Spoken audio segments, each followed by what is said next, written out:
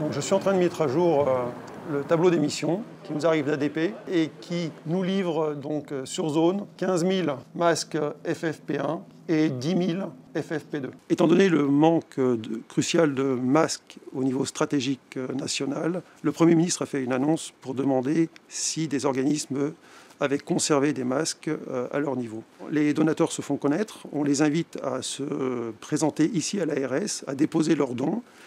L'ARS, l'Agence régionale de santé, qui est une administration régionale qui s'occupe de piloter le système de santé, et qui n'a donc pas pour habitude de gérer des chaînes logistiques, des chaînes de distribution de matériel, a fait appel au soutien et à l'appui de l'armée pour assurer cette mission essentielle dans ce moment de gestion de crise.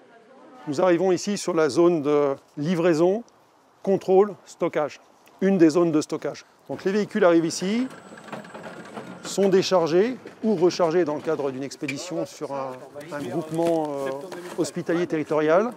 Le fret est entreposé, des pharmaciens de l'Agence régionale de santé viennent contrôler le fret pour le remettre en validité. J'appartiens au Centre des transports et transits de surface, qui est un état-major en charge des flux logistiques de soutien des forces. Et à ce titre, nous avons été sollicités pour renforcer l'ARS Île-de-France. Et les premiers dons ont été livrés sur le site d'Aubervilliers. Le 20 mars, 300 000 masques sont arrivés. Et nous sommes aujourd'hui à 3,5 millions de masques présents sur le site, avec un flux quotidien d'environ 500 000 masques.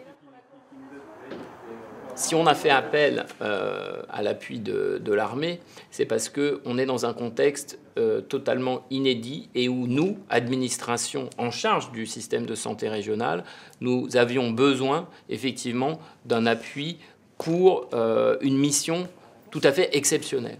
Il s'agissait de distribuer, il s'agit toujours, puisque cette mission continue, de distribuer des milliers, voire des millions de masques dans la région, quelque chose qu'on ne savait pas faire en fait, et qu'on a pu faire grâce à l'appui de l'armée dans des délais extrêmement brefs. Vous avez ici un directeur d'établissement pour enfants et qui vient récupérer sa commande.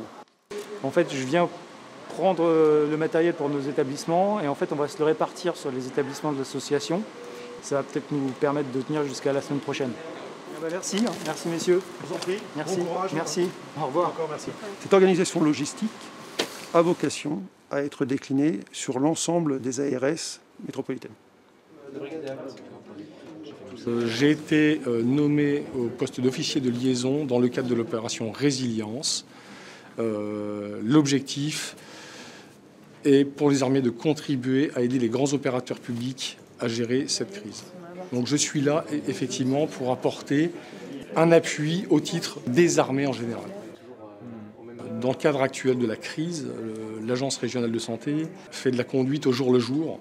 Et donc je suis également nommé pour ça et pour essayer de les aider à voir après la crise ou après le pic de crise. On fait partie d'une équipe. Enfin, moi j'ai le sentiment d'avoir intégré une équipe. On a eu vraiment des conditions difficiles de travail, la nuit, le week-end, et on a pu compter à ces moments-là sur l'appui de l'armée. Je pense que la stabilité, l'expérience, la connaissance des situations et de la gestion des crises du ministère des Armées répond pleinement à la mission et aux contraintes que pouvait avoir le ministère de la Santé lorsque le président a déclaré la guerre au coronavirus.